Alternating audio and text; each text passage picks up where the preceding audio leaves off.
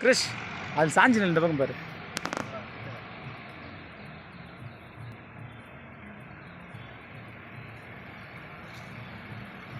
பாய் சொல்லிடு. பிடிச்சிக்கோ நல்லா சார்.